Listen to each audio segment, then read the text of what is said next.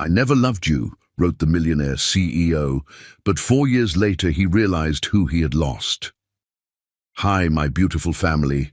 Welcome back to Mr. Peter's family. May the Almighty clothe every woman in strength that never breaks, faith that never fades, and peace that never leaves her soul. May your scars become stories of courage, your waiting turn into miracles, and your pain rise as purpose. You are the heartbeat of hope, the grace behind every victory, and the prayer that never stops working. May your nights whisper comfort, your mornings glow with promise, and your path always shine with mercy. My precious family, don't lose your voice. Your love keeps this light burning. A like is your prayer, a comment is your testimony. This is mission 1,000 likes. For every woman who still forgives, still fights, still dreams. If your heart still believes in love, like this video. If your soul walks in faith, comment, "I'm with Mr. Peter." The candlelight made everything look softer than it was. Demeter Lionheart watched the flames dance across the white tablecloth, creating shadows that seemed to move with intention, like they knew something she didn't. She'd worn the emerald dress Richard loved, the one that made her feel beautiful, despite the voices in her head that whispered she'd never be enough for a man like him. The restaurant hummed with quiet conversation, the kind of elegant murmur that came from people who never worried about the cost of anything. "You look nervous," Richard said across the table, his voice carrying that familiar distance she'd learned to ignore. She smiled, trying to hide the flutter in her chest. "It's our anniversary. I'm allowed to be a little emotional." He didn't return her smile. Instead, he reached into his jacket and pulled out an envelope, cream-colored and official-looking. The waiter had just cleared their appetizer plates, and the weight of that envelope seemed to pull all the air from the room. "What's this?" Demeter asked, though something ancient and knowing in her bones already understood. "Open it." Her hands trembled as she broke the seal. The words swam before her eyes, legal terminology that felt like a foreign language even as her brain translated each devastating phrase. Petition for dissolution of marriage, irreconcilable differences, division of assets. She looked up at Richard, searching his face for the joke, for the terrible prank, for anything except the cold certainty she found there. "I don't understand. I think you do."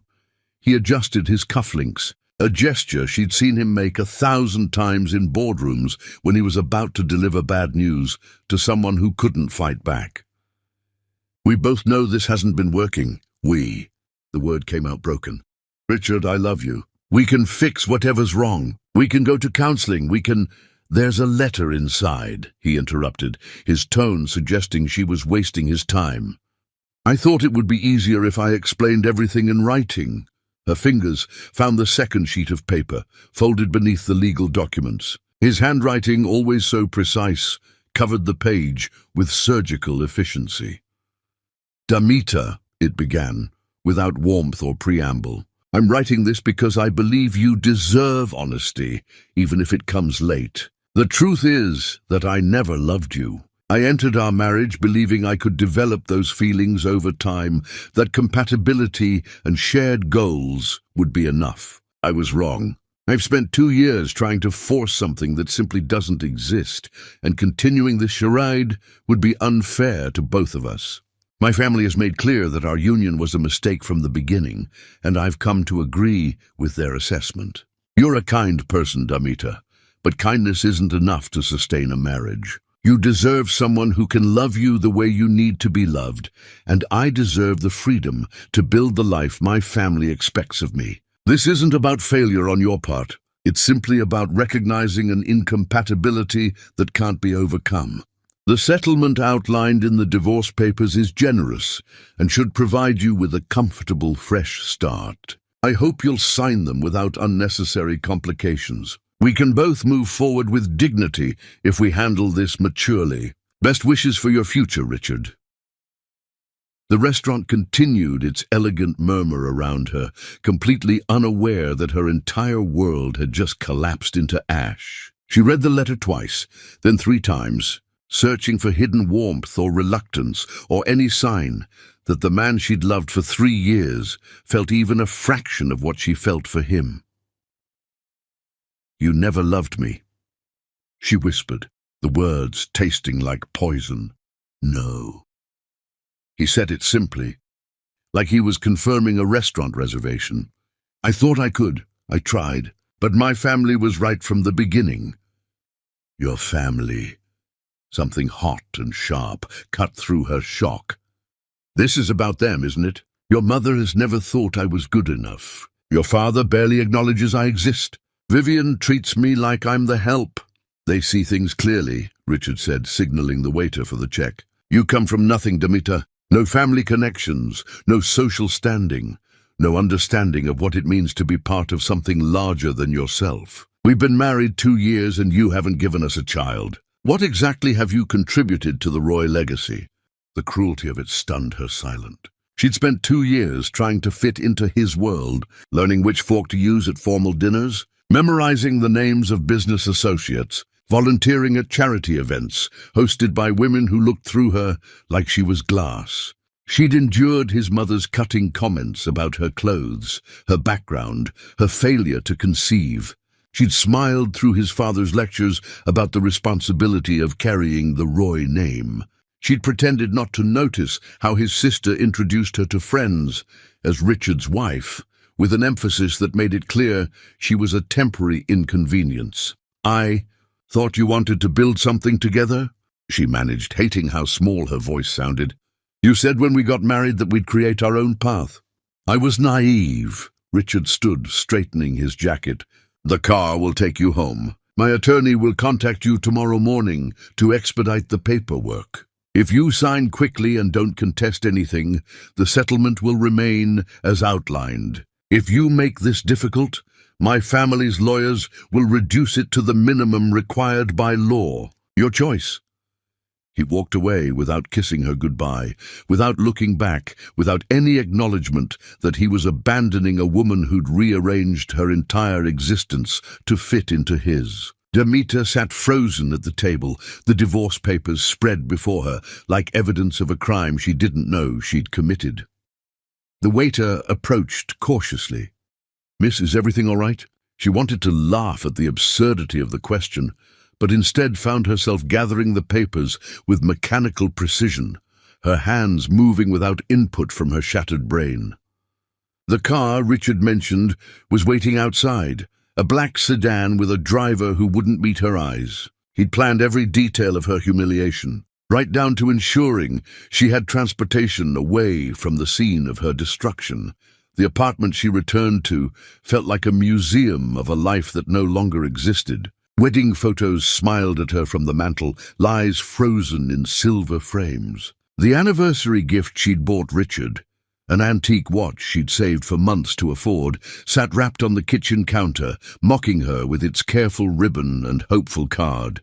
She picked it up and threw it across the room, watching it shatter against the wall with a satisfaction that lasted exactly 3 seconds before the grief swallowed her whole. She collapsed onto the couch, still wearing the emerald dress, and dialed her mother's number with shaking fingers. They hadn't spoken in over a year, not since her mother had told her that marrying Richard Roy was the biggest mistake of her life. "Mama?" Her voice cracked on the word. "Damita." Her mother's tone was cold, vindicated. "Let me guess. He threw you away. Please, I need help. I need somewhere to... I warned you. I told you that man and his family would chew you up and spit you out. But you were so sure you knew better, so convinced that love would conquer all his money and privilege. Well, now you know. Don't call here looking for sympathy. Mama, please." The line went dead. Damita sat in the silence of her apartment, divorce papers spread across her lap, completely alone, in a way she'd never experienced before. The phone rang, making her jump. A number she didn't recognize. She answered it with desperate hope that someone, somewhere, still cared whether she survived this. "Mrs. Roy?" A woman's voice, crisp and professional. "This is Patricia Mills from Harrison and Associates. I'm calling on behalf of Mrs. Constance Roy regarding your divorce settlement." Damita's stomach dropped. What about it?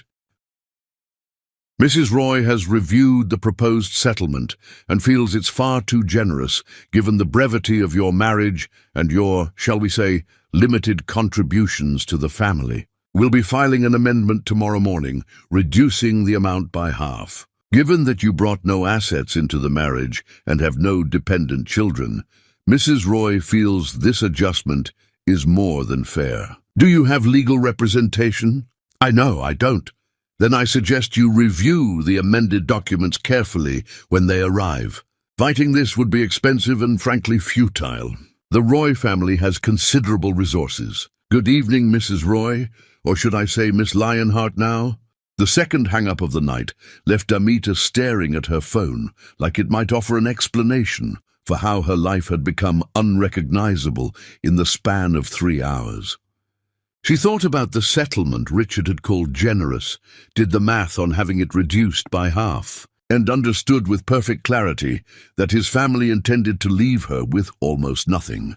The room began to spin. She stood too quickly, trying to reach the bathroom, when a sharp, tearing pain ripped through her abdomen. She gasped, doubling over, as warmth spread between her legs. Looking down, she saw blood seeping through the emerald dress, dark and undeniable. No, she whispered, though she didn't know what she was refusing, the pain, the blood, or the cosmic cruelty of losing everything in one night. No, please, no. She managed to grab her phone, dial emergency services with fingers that no longer seemed to belong to her. The operator's voice sounded distant, asking questions Damita couldn't fully process. Address, symptoms, how far along? How far along what? Damita asked, confused. Your pregnancy, Mom? How many weeks pregnant are you? I'm not. But even as she said it, she remembered. The missed period she'd attributed to stress. The exhaustion she'd blamed on trying too hard to please Richard's family. The nausea she'd thought was anxiety. I don't know. I didn't know. The ambulance is 3 minutes away, ma'am. I need you to lie down and stay on the line with me. Damita lowered herself to the floor, still wearing the dress she'd chosen to celebrate love that had never existed, bleeding out the last possible piece of Richard Roy while his family's lawyers calculated how to leave her destitute. The ambulance sirens grew louder, cutting through the elegant neighborhood where she'd never belonged, announcing her catastrophe to anyone close enough to hear. As her vision blurred and darkened at the edges, one thought crystallized with perfect clarity. She was losing everything, including things she'd never known she had. The paramedics burst through the door, their efficient movements and urgent voices, the last thing she registered before unconsciousness pulled her under, away from the pain and the blood and the ruins of the life she'd tried so desperately to build. Chapter 2. The Resurrection. The darkness had texture, like velvet pressed against her eyelids. Damita existed somewhere between sleep and waking, aware of beeping machines and hushed voices, but unable to force her body back into the world. When consciousness finally dragged her to the surface, the first sensation was thirst. Her mouth felt like sandpaper, her throat raw from screaming she didn't remember doing. There you are. The voice came with a face, a woman whose exhaustion seemed carved into her features. You've been out for 3 days. We weren't sure you'd wake up. 3 days. The words didn't compute. Damita tried to sit up, but her body refused to cooperate, heavy and distant, like it belonged to someone else. Her hand moved instinctively to her stomach, expecting flatness, expecting the confirmation of loss. Wait, the woman said, catching Damita's wrist gently. Before you panic, listen to me. You're pregnant. You're still pregnant. 3 babies all fighting to stay exactly where they are. The word hit Damita like a physical blow. 3. Not one life growing inside her while her marriage collapsed, but 3. 3 children whose father had handed her divorce papers over anniversary dinner. 3 reasons she couldn't afford to fall apart, even though falling apart was the only thing her body wanted to do. I can't. Damita's voice broke. I don't have insurance. I don't have money. I don't have anything. We'll figure it out. The woman pulled a chair close to the bed, settling in like she had all the time in the world, despite looking like she hadn't slept in days. Right now, you need to focus on staying alive. Those babies need you to stay alive. A social worker appeared later, a thin man with kind eyes and a folder thick with forms. He explained emergency assistance programs, temporary coverage, resources for homeless pregnant women. Each word felt like a knife confirming what Demeter already knew. She was destitute, desperate, completely dependent on the mercy of systems designed to process people like her through the minimum required kindness before, spitting them back out onto streets that didn't care if they survived.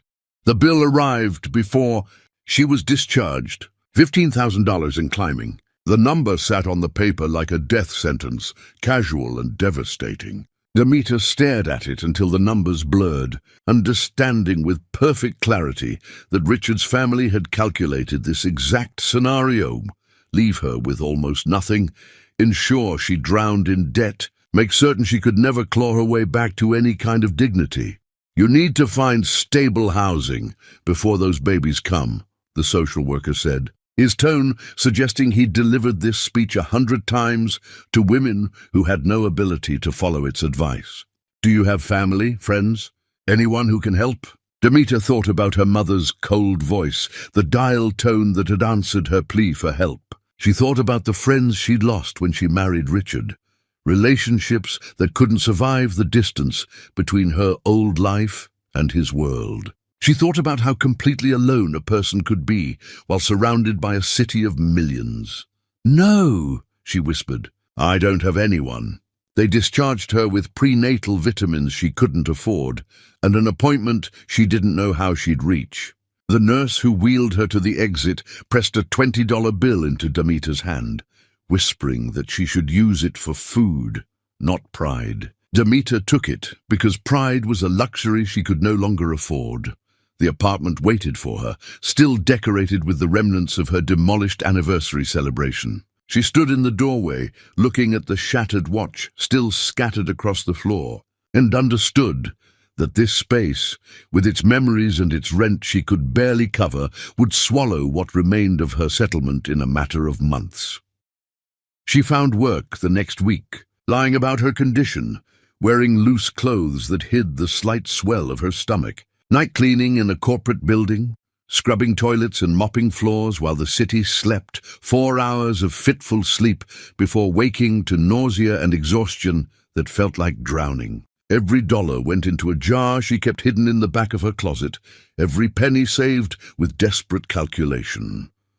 The babies grew. Her body changed in ways that terrified and amazed her. 3 heartbeats when she finally scraped together enough for a clinic visit. 3 tiny lives that depended entirely on her ability to survive. She collapsed on a Tuesday night, 6 months into the pregnancy that was slowly killing her.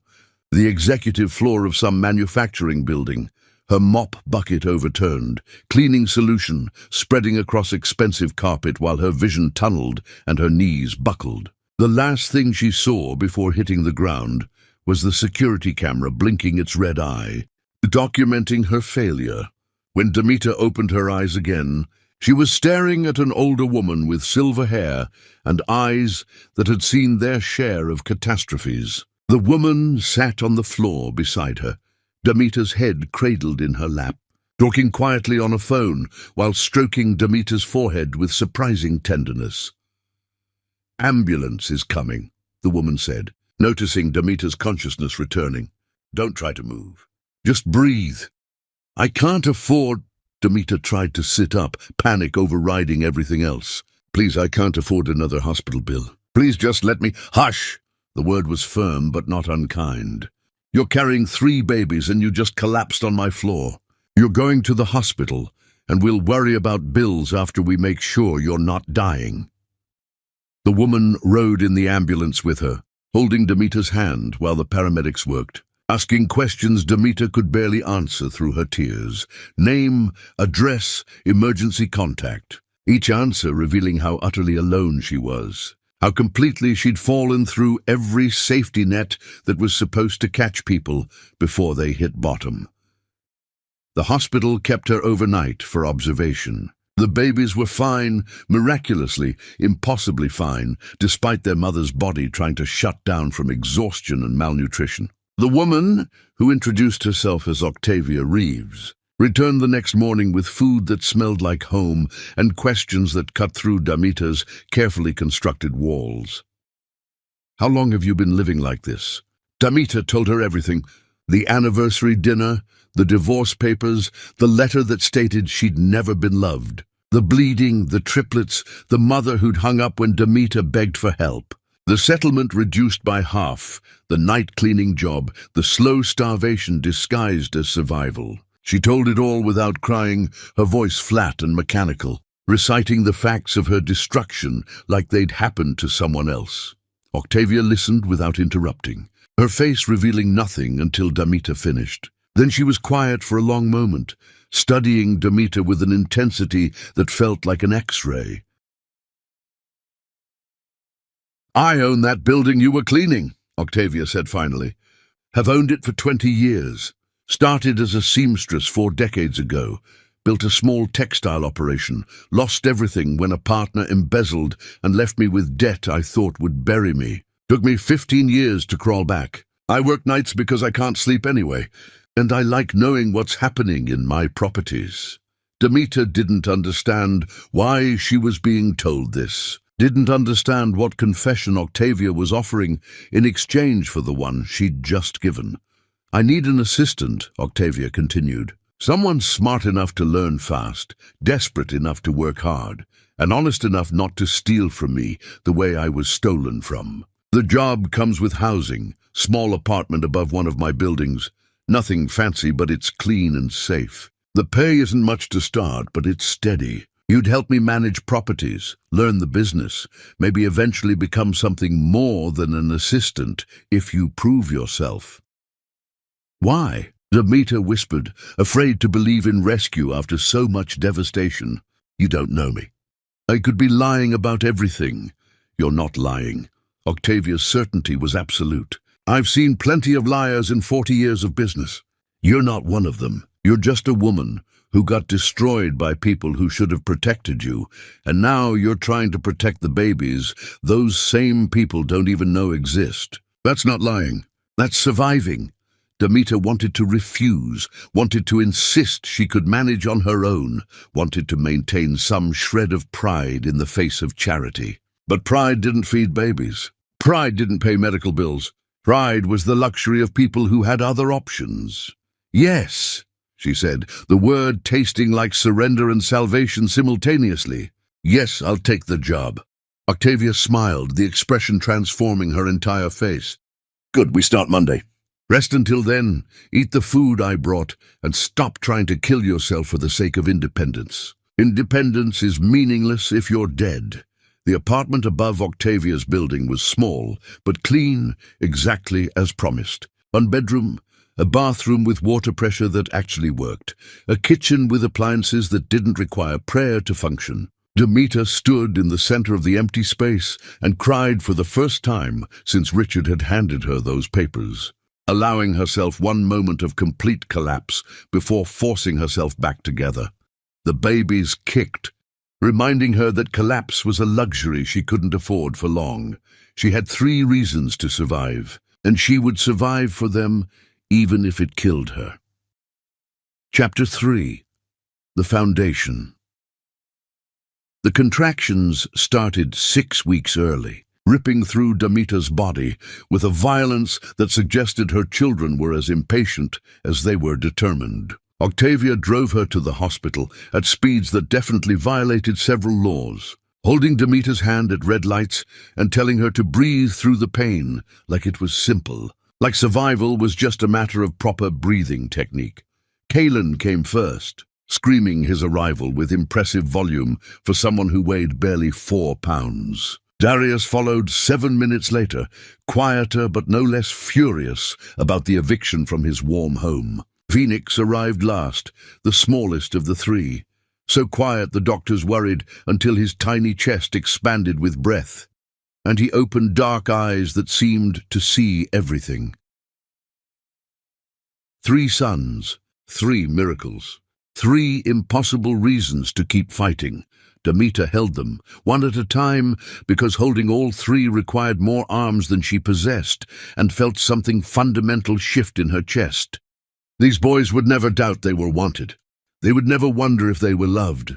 They would never receive a letter explaining that their mother had never felt anything real for them, that their existence was a mistake she'd tried to force into meaning. They would know, every single day of their lives, that they were her entire world. The hospital kept the babies for 3 weeks while their lungs strengthened and their tiny bodies learned how to regulate temperature. Demeter spent every possible moment in the neonatal unit, talking to them through the clear walls of their incubators, singing songs she barely remembered from her own childhood, promising them futures she had no idea how to provide. Octavia visited daily, bringing food Demeter forgot to eat and encouragement Demeter desperately needed. She taught Demeter how to read property contracts while sitting beside incubators, how to identify undervalued opportunities while pumping breast milk, how to think about long-term strategy while existing in the minute-by-minute terror of premature parenthood. "You're good at this," Octavia said one afternoon, reviewing a contract Demeter had analyzed for a potential property acquisition. "You see patterns most people miss. You understand people's motivations, what they're really asking for underneath what they're saying. That's rare." Demeter didn't feel rare. She felt exhausted and terrified, and completely overwhelmed by the responsibility of keeping 3 tiny humans alive. But she absorbed everything Octavia taught her with desperate focus, understanding that knowledge was the only currency she possessed, that learning was the only way to build something her sons couldn't lose. They came home on a cold November morning, 3 car seats barely fitting in Octavia's sedan, 3 babies who seemed impossibly fragile against the violence of the world. The apartment Demeter had thought was small suddenly felt cavernous, empty spaces that needed to be filled with cribs and changing tables and all the equipment required to sustain infant life. "We'll figure it out," Octavia said, reading the panic on Demeter's face. "One day at a time, 1 hour at a time if necessary. You're not alone in this." But Demeter was alone in all the ways that mattered. Alone at 3 in the morning when all 3 babies screamed simultaneously and she couldn't figure out who needed what. Alone at 5 in the morning when she finally got them to sleep and had to wake herself 2 hours later to start working. Alone in the bone-deep exhaustion that made every simple task feel like climbing mountains. She learned to function on 3 hours of sleep.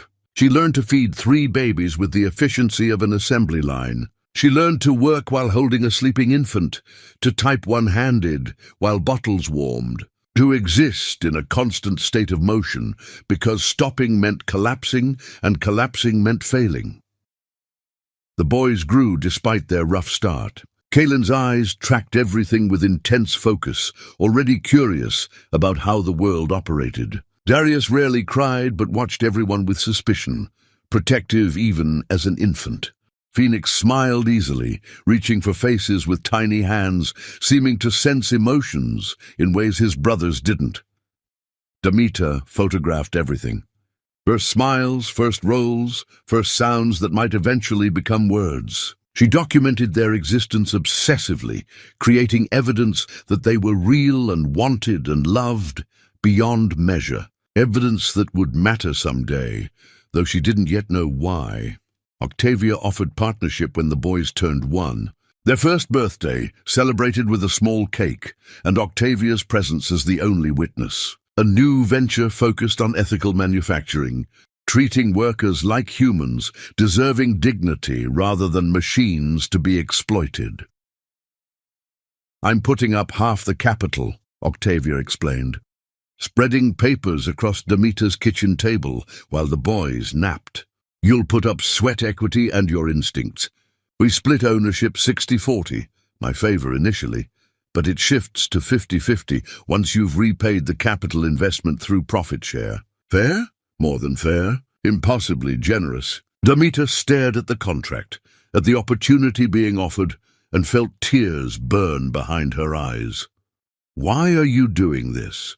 "Because 40 years ago someone gave me a chance when I had nothing," Octavia said simply.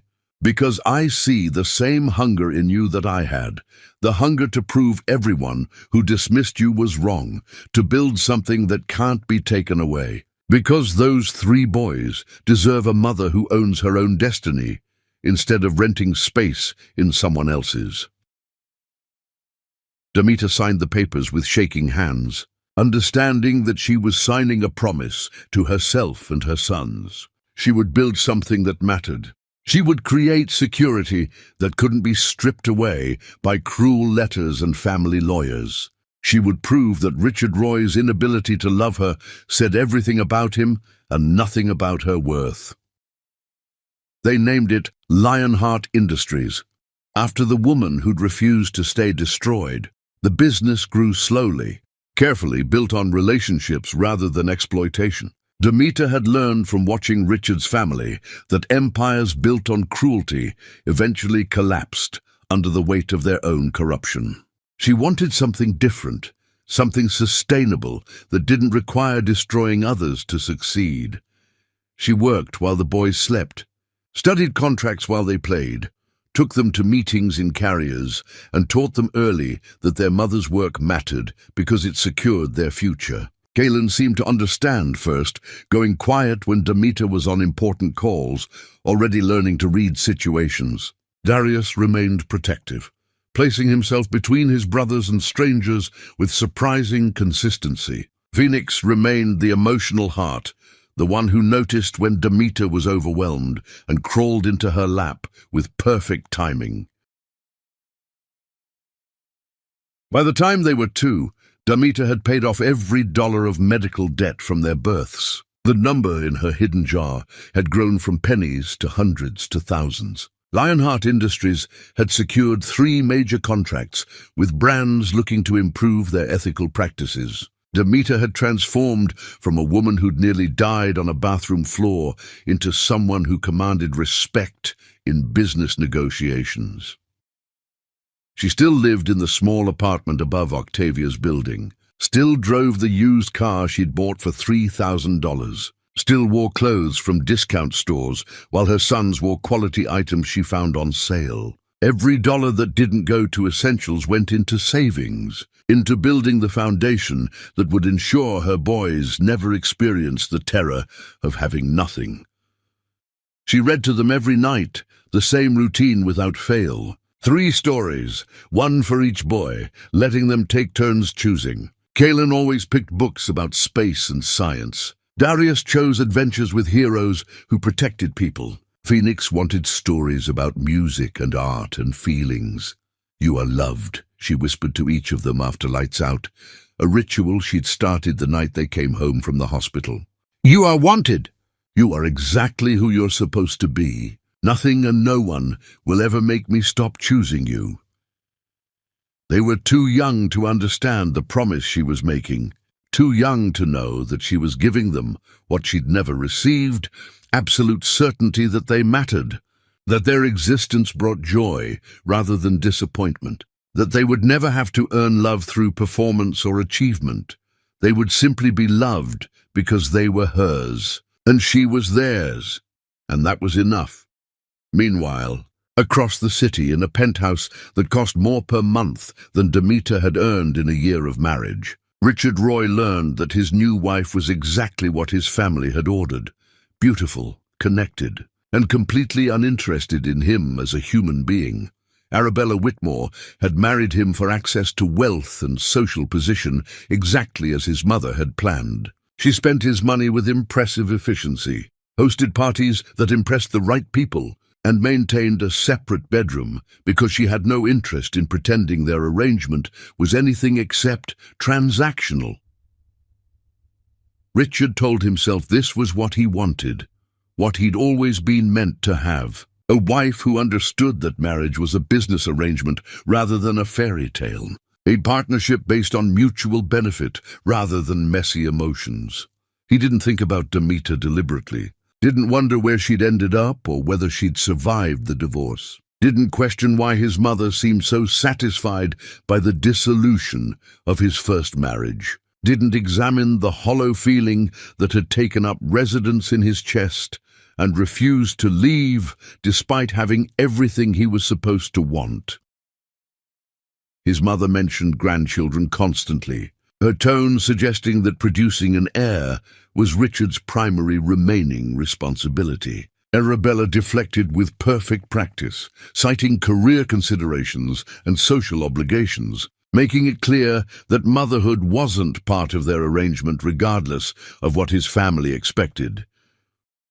Richard existed in the space between what he had and what he'd convinced himself he wanted, never quite comfortable, but never uncomfortable enough to question the foundation. Until one Saturday morning when his world reorganized itself around a truth he could no longer deny, and he understood exactly what he'd destroyed when he'd handed those divorce papers across an anniversary dinner table. Chapter 4.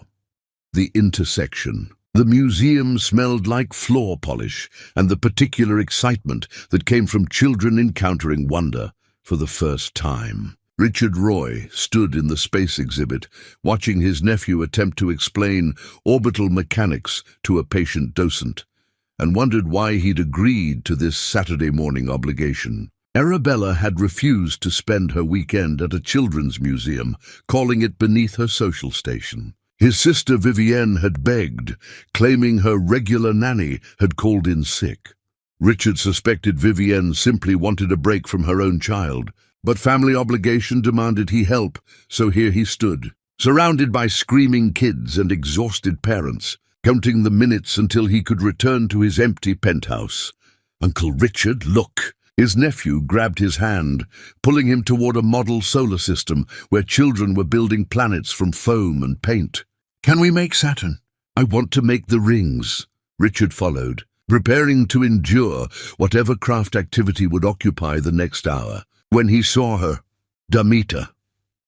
Except it wasn't the Demeter he remembered, the quiet woman who'd tried so hard to fit into his world, who'd worn her inadequacy like an apology, who'd signed divorce papers with trembling hands and no fight. This woman moved with absolute confidence, her posture straight, her expression showing none of the desperate need to please that had characterized his ex-wife.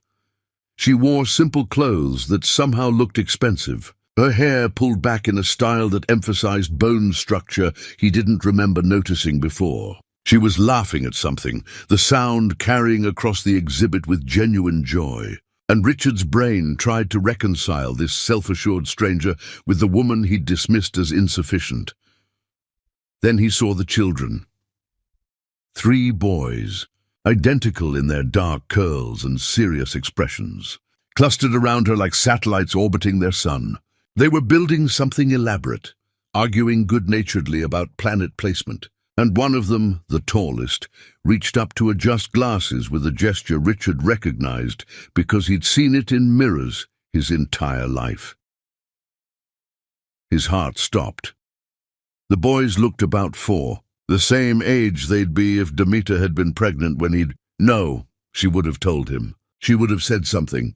She would have, but even as his mind tried to deny what his eyes were confirming, he watched the second boy stand protectively when another child got too close, using his body as a shield with the same instinct Richard's father had trained into him. He watched the third boy tilt his head while considering planet placement, the exact angle Richard used when solving problems. These weren't just 3 boys. These were his boys, his sons.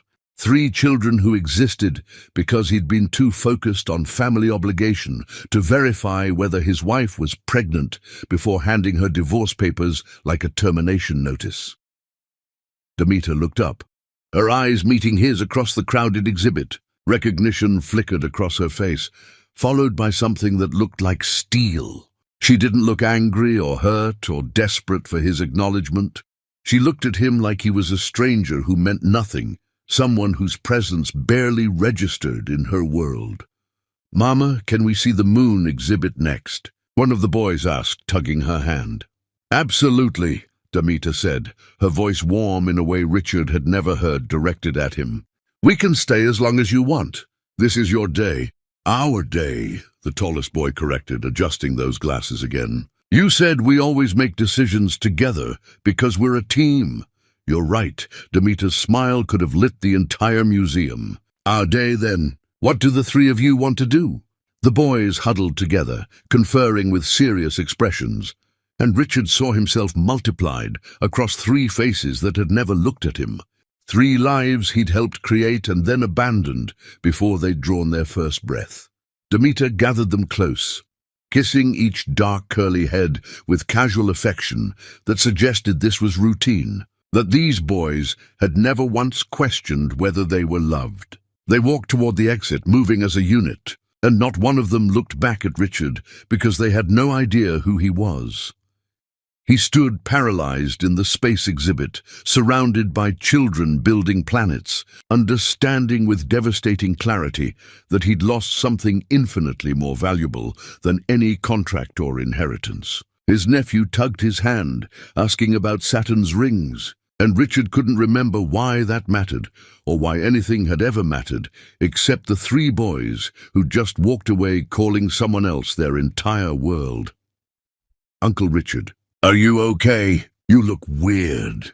Richard forced his attention back to the child in front of him, the only boy who called him uncle, who had any claim to his attention. But his mind was calculating timelines, remembering the exact date he'd handed Demeter those papers, understanding that she'd been newly pregnant and neither of them had known.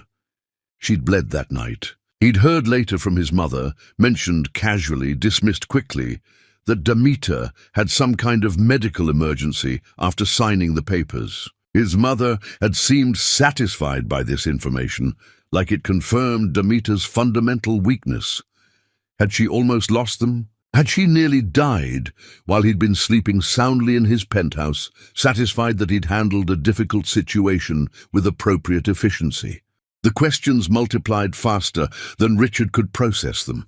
Why hadn't she told him? Why hadn't she demanded support? Why hadn't she fought for anything instead of just disappearing? "Because you gave her divorce papers on your anniversary," his conscience whispered. "Because you told her you never loved her.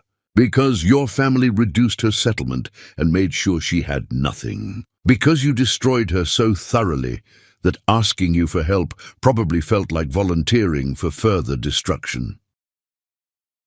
Richard's nephew eventually pulled him through the rest of the museum exhibits, chattering about space and planets and all the things children found fascinating. Richard responded automatically, his mind elsewhere, his entire understanding of the last 4 years collapsing into a truth he could no longer avoid. He was a father. Had been a father for 4 years without knowing it, without being present for a single moment of his children's lives. Demeter had carried triplets alone, had presumably nearly died alone, had built whatever life she was now living alone because he'd made clear she meant nothing to him. The woman he'd seen in that museum hadn't looked like she needed anything from anyone. She'd looked complete, successful, entirely self-sufficient. Her sons had looked happy, confident, secure in ways that suggested they'd never once felt unwanted. Demeter had taken his cruelty and his abandonment and had somehow transformed it into fuel for resurrection rather than destruction, and he'd never even known to look for her. Never thought to check whether his discarded wife might be carrying his children. Never considered that his family's dismissal of her might have consequences that extended beyond a difficult quarter of awkward social moments. Richard took his nephew home, endured his sister's grateful thanks, and returned to his penthouse alone. Arabella was at some charity luncheon, performing the social obligations she'd married him to access. The empty apartment echoed with everything he'd convinced himself he wanted: space, quiet, freedom from emotional complication. He pulled out the divorce papers from 4 years ago, studied the date, and did math. He should have done years earlier. The timeline fit perfectly. Demeter would have been barely pregnant when he'd handed her those papers, probably hadn't even known herself. She'd signed them anyway. had taken his cruelty and his family's reduction of her settlement and had walked away to build a life he'd known nothing about, had nearly died, if his mother's casual mention was accurate, and had survived to raise 3 sons who looked exactly like him but had no idea he existed. Richard sat in his expensive penthouse, surrounded by everything his family had told him mattered, and understood that he'd destroyed something irreplaceable while believing he was making a practical decision. Somewhere across the city, 3 boys were probably eating dinner with their mother, laughing about their day at the museum, completely secure in their world, and Richard was the villain in their origin story, the man who'd abandoned their mother before they were born. The realization sat in his chest like a stone, heavy and permanent, changing the shape of everything he'd believed about himself. Chapter 5. The Unraveling. Sleep became impossible. Richard lay in his bed, staring at ceiling shadows, while Arabella slept soundly in her separate room, and all he could see were 3 pairs of dark eyes that looked exactly like his own. 3 boys building planets at a museum, their small hands covered in paint, their faces lit with joy he didn't remember ever feeling as a child. He hired the investigator Monday morning, knowing it made him exactly the kind of man he'd always despised. Marcus Chen came recommended by a colleague who'd used him during a bitter custody dispute. Richard told himself he just needed confirmation, just needed to know for certain before taking action. The lies we tell ourselves are always the most dangerous ones. The report arrived within a week, comprehensive and devastating. Hospital records from the night Demeter had been rushed to emergency, bleeding heavily from complications neither of them had known existed. Records showing she'd spent 3 days unconscious while doctors fought to save her and the triplets she was carrying. She'd coded once on the operating table, her heart stopping before they'd shocked her back to life. Richard read every word with growing horror. The babies had been in distress, their survival uncertain. Demeter had woken up alone to discover she was carrying 3 children, whose father had just told her he'd never loved her. Financial records showed the reduced settlement his mother had arranged, tracking every dollar Demeter had saved while working as a night cleaner. Photographs of her collapsed on an office floor, 6 months pregnant, her body unable to sustain the impossible workload. Medical bills climbing into tens of thousands while she'd scraped together pennies. Marcus had been thorough. He'd found Octavia Reeves's involvement, documenting the older woman's decision to mentor Demeter. He'd tracked Lionheart Industries' growth from small manufacturing operation to multi-million-dollar enterprise built on ethical practices that were apparently revolutionary. In the industry, school records for all 3 boys. Galen Roy Lionheart. Richard's heart had stopped at seeing his surname hyphenated with Demeter's, attended advanced learning programs, testing multiple grade levels ahead. Darius Roy Lionheart excelled in athletics, already showing leadership qualities teachers noted consistently. Phoenix Roy Lionheart was enrolled in specialized music programs, his teachers describing him as unusually empathetic. Every form showed Demeter's signature. Every emergency contact listed only her and Octavia. Every permission slip, every field trip authorization, every school conference record showed one parent who'd shown up consistently, completely, without fail. Richard had been nowhere because he'd chosen to be nowhere. The report included recent photographs Marcus had obtained from public profiles. Demeter at industry events, commanding rooms full of executives. Demeter at her son's school functions, laughing with other parents. Demeter and the boys at parks, at restaurants, at activities that showed a life so full and complete that Richard's absence had left no visible void. Marcus had noted in his summary that Demeter had built comprehensive support systems. Children showed no signs of paternal absence, awareness, or distress. Family unit appeared self-sufficient and stable. Legal consultation suggested parental rights claim would be complicated by duration of absence and mother's documented sole support. Translation. Demeter had built a life so complete that Richard had become irrelevant to it. He tried to approach her at Lionheart Industries headquarters on a Thursday morning, arriving without announcement because he knew she'd refuse a meeting if he requested one properly. The building was modest but well-maintained, the lobby decorated with photographs of workers who looked happy rather than exploited. Security stopped him before he reached the elevator. A professional woman with kind eyes but absolute firmness informed him that Mrs. Lionheart wasn't available and could he please schedule an appointment through proper channels.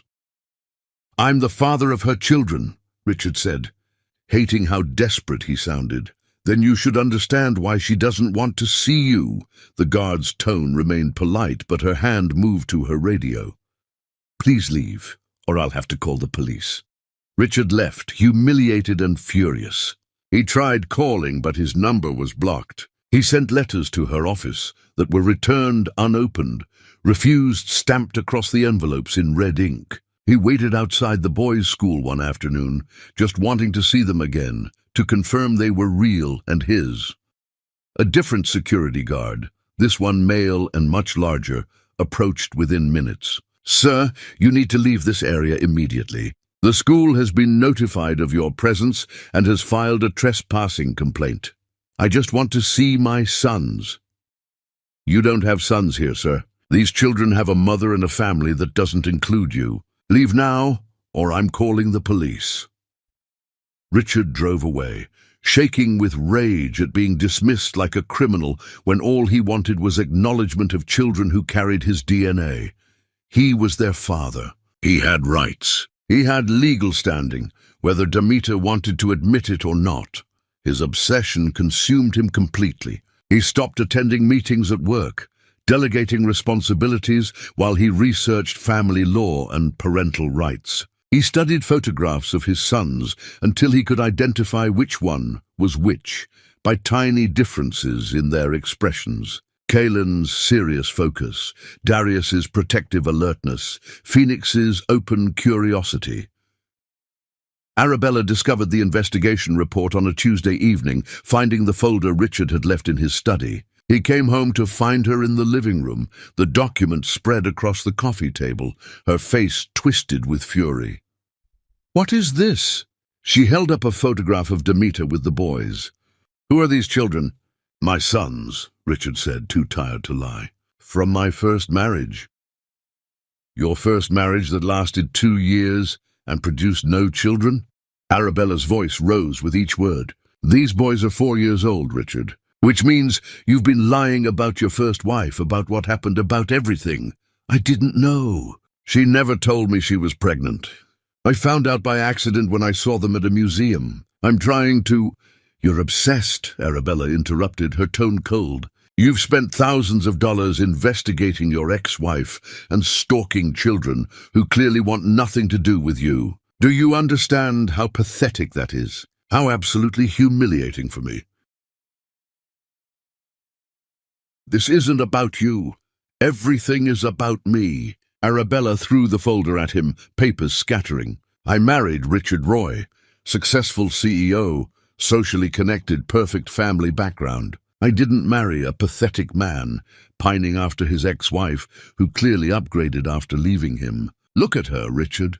Look at these photographs. She's successful, she's beautiful, she's raising your children without you, and she's doing it better than you ever could have helped her do." The words hit harder because they were true. Demeter had taken his abandonment and transformed it into fuel for resurrection. She'd become someone extraordinary, while he'd remained exactly what his family had trained him to be: cruel, transactional, emotionally unavailable. "I'm filing for divorce," Arabella announced, already pulling out her phone. "I'm citing abandonment and emotional cruelty, and I'm selling this story to every society column that will print it. Richard Roy's pathetic obsession with the nobody he divorced. It'll destroy whatever reputation you have left." She kept her promise. By Friday morning, the story was everywhere. Society pages that usually celebrated the Roy family instead published pieces about Richard's desperate stalking of his ex-wife and the children he'd abandoned before birth. The photographs were unflattering. Richard outside the boys' school, Richard approaching Demeter's office building, Richard clearly spiraling. His mother called, her voice vibrating with rage. "What have you done?" "I found out Demeter was pregnant when I divorced her," Richard said flatly. "I have 3 sons I never knew existed. Your lawyers made sure she had almost nothing. She nearly died from pregnancy complications the night I gave her those papers." "Did you know that?" "She should have told you she was pregnant," Constance replied without sympathy. "She chose to hide them out of spite. This is her fault, not ours. She didn't know she was pregnant when I divorced her. And even if she had known, why would she tell the man who just informed her he never loved her? Why would she ask for help from the family that cut her settlement in half? We did what was necessary to protect you from an unsuitable match. If she produced children afterward, that was her choice and her responsibility. Those boys aren't Roy heirs. They're bastards born to a woman who wasn't good enough for this family." Richard hung up on his mother for the first time in his life. His father called next, demanding Richard assert his parental rights immediately. The boys were Roy bloodline, Roy legacy, Roy future. Their existence changed everything. They had to be brought into the fold, taught properly, raised with understanding of their heritage. "They don't need our heritage," Richard said. "They have a mother who actually loves them." Harrison Roy's response was swift and vicious. If Richard wouldn't claim his sons properly, the family would do it for him. They filed for grandparents' rights, claiming the boys were being denied their heritage and financial legacy. They hired attorneys who specialized in custody warfare, prepared to destroy Demeter's reputation to gain access to children who carried Roy blood. The legal notice was delivered to Lionheart Industries on a Monday morning. Richard knew, because his father called to inform him they'd taken action, that the family would succeed where Richard had failed. Demeter's response arrived 3 days later, delivered through her attorney Justice Ramsey. Richard opened the envelope with shaking hands, expecting anger or desperation. Instead, he found a single paragraph that destroyed his family's case before it began.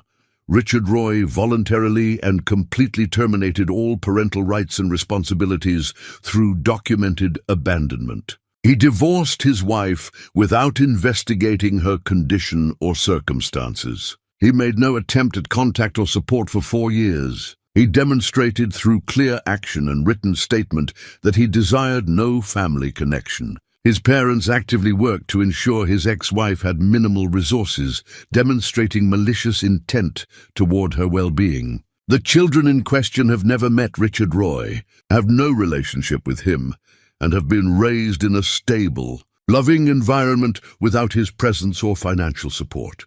Mr. Roy and his family have no legal or moral claim to children they deliberately chose to know nothing about. Any further harassment will result in restraining orders and legal action for emotional distress. Richard read it 3 times, each word confirming what he already knew. He destroyed his chance at knowing his sons before they were even born, and no amount of legal maneuvering would undo what he'd done.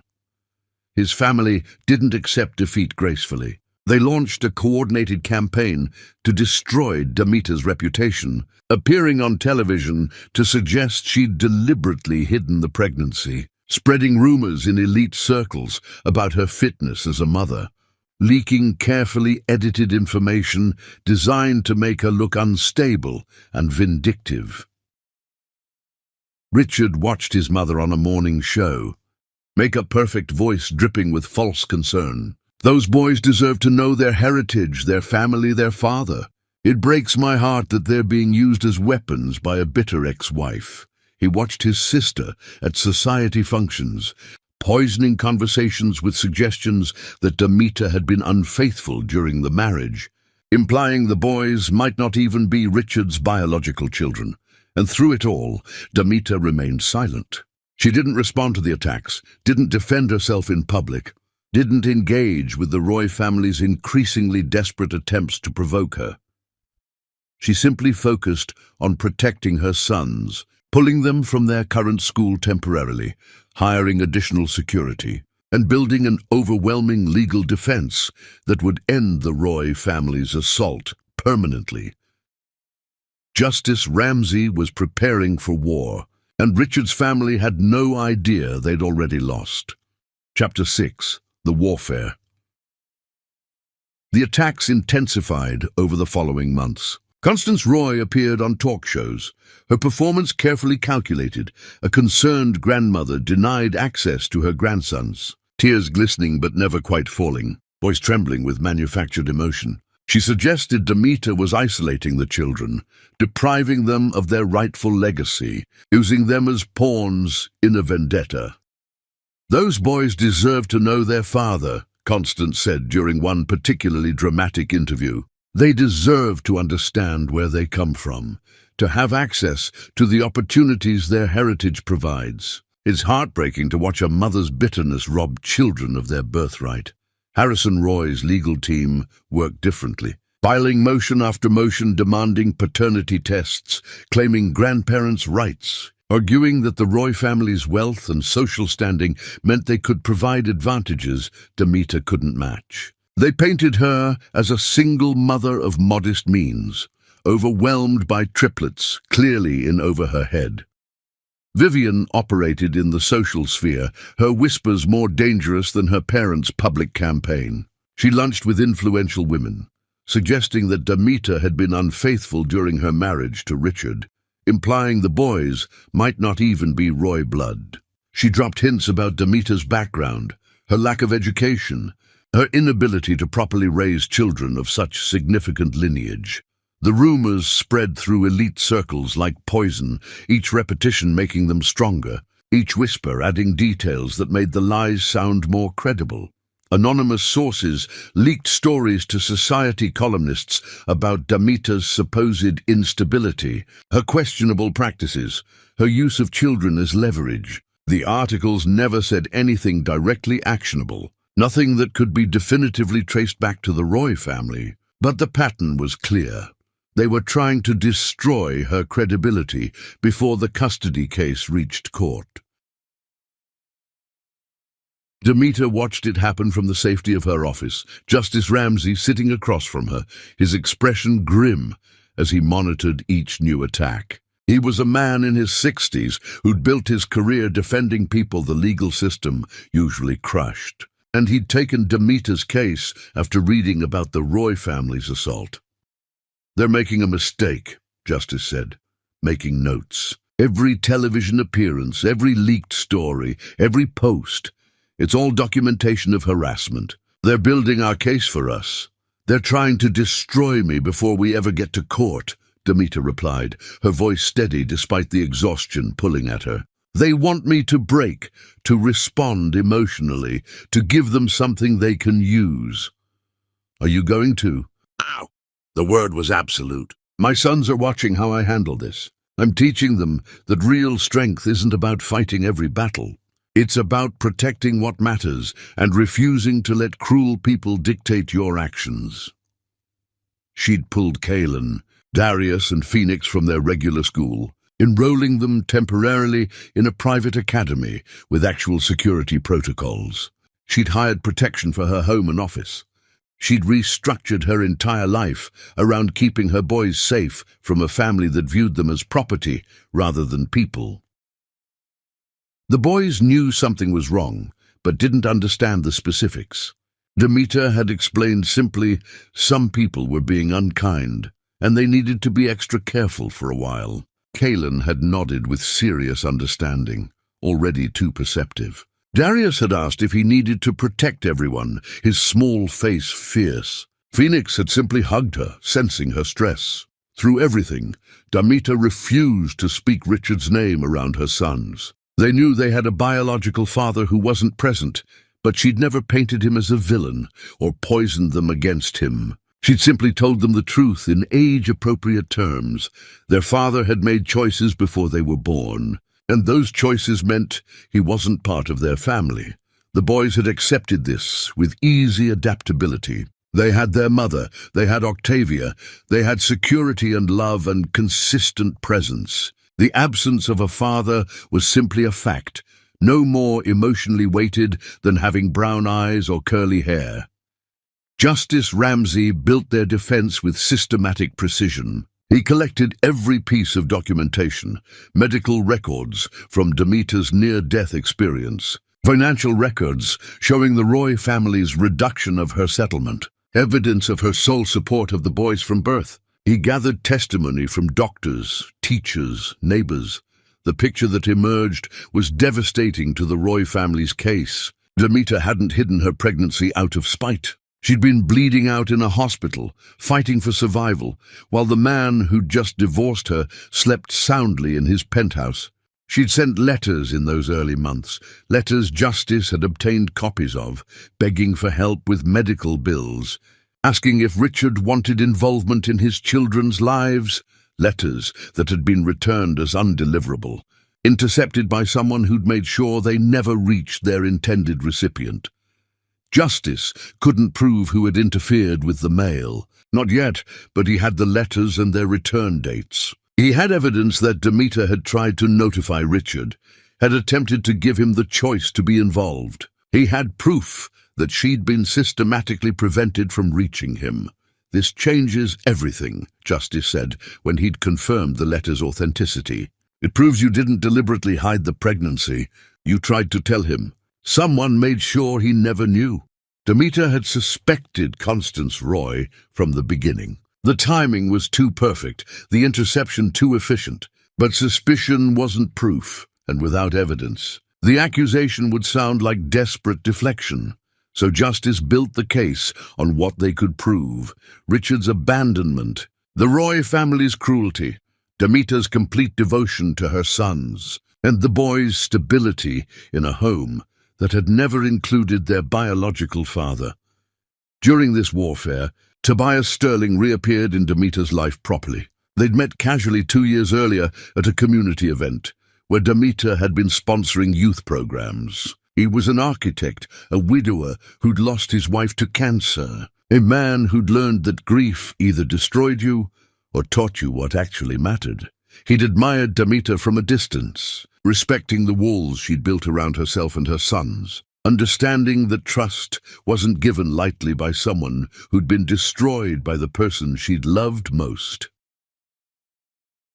When the media attacks began, Tobias reached out professionally. His architectural firm specialized in secure facilities, and he wanted to help redesign protection at Demeter's home and office. His approach was respectful, boundaried, asking nothing but offering genuine assistance. Demeter accepted cautiously, her ability to trust men thoroughly destroyed by Richard's betrayal.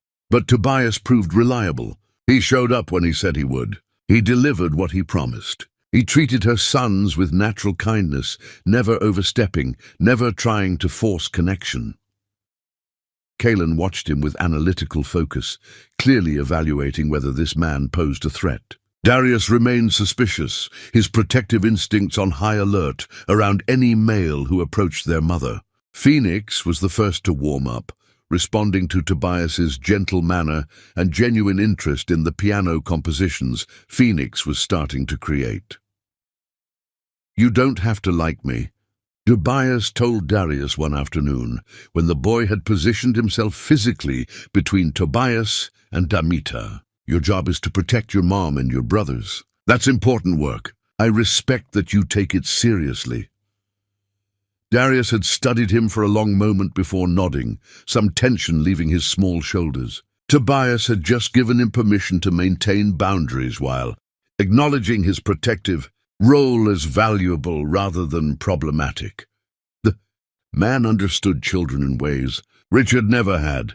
Tobias helped them find a new school with proper security protocols, a place where the boys could learn without fear of photographers trying to get quotes from 4-year-olds. He redesigned their home security system, adding layers of protection that allowed Demeter to sleep without jumping at every sound. He simply showed up consistently and without demands. "Why are you doing this?" Demeter asked him one evening after he'd spent 3 hours helping install new locks on her office building.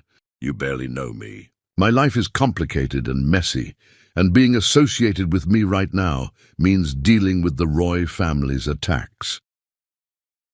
My wife died slowly, Tobias said, sitting beside her on the office steps. Months of watching her suffer, knowing I couldn't fix it, feeling helpless while the person I loved most disappeared piece by piece. I learned that there's no nobility in standing aside when you could help. If I can make your life even slightly easier right now, why wouldn't I?